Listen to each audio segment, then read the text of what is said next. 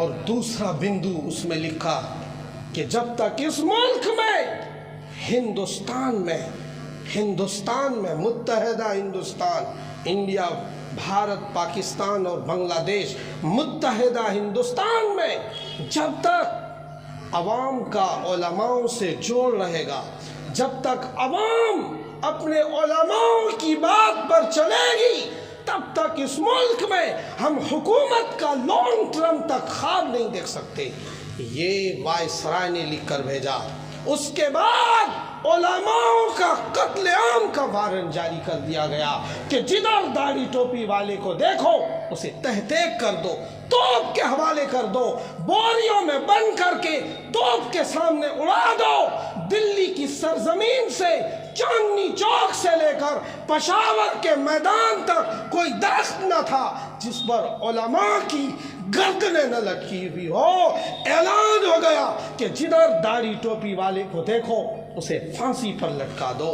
جگہ جگہ جب غالب اس دلی کے میر قاسم جان گلی کے اندر گھوم کر شاعری پڑھ رہا تھا، اس زمانے میں دلی کی درختوں کی شاخوں پر علماء کی، داڑھی ٹوپی والوں کی گردنیں لٹک رہی تھی۔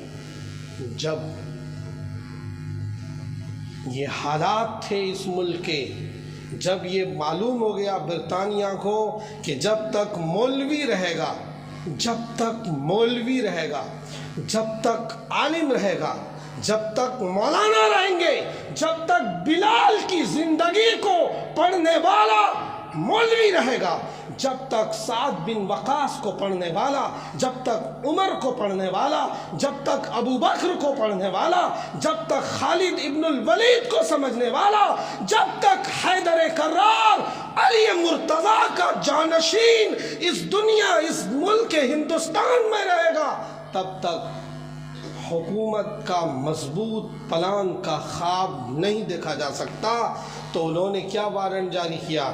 علماء کو نمٹاؤ، اور دوسرا قرآن کے نسخوں کو جلاؤ، کمپنیوں میں بین لگاؤ، جہاں سپارے چھپتے ہوں، جہاں رحل بنتے ہوں، جہاں قاعدے بنتے ہوں، جہاں جن مکتب میں اللہ کا نام لیا جاتا ہو، اس پر بلڈوزر چلاؤ، اس پر بلڈوزر چلاؤ۔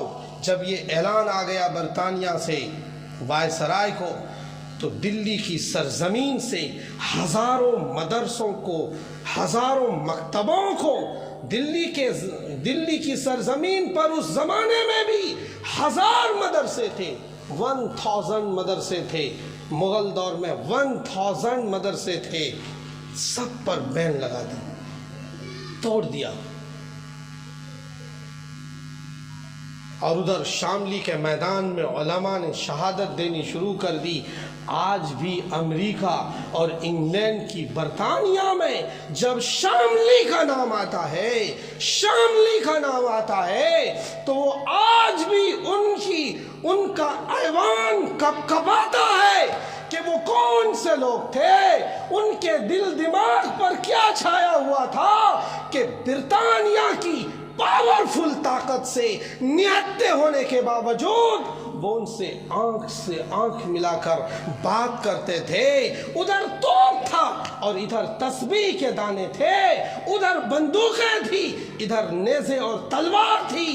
وہ کون سی طاقت تھی جس کی وجہ سے شاملی میں ان مولویوں نے برٹش گورنمنٹ سے پنگا لیا؟ اس کے دل دماغ پر کیا تھا؟ وہ کیسے لوگ تھے؟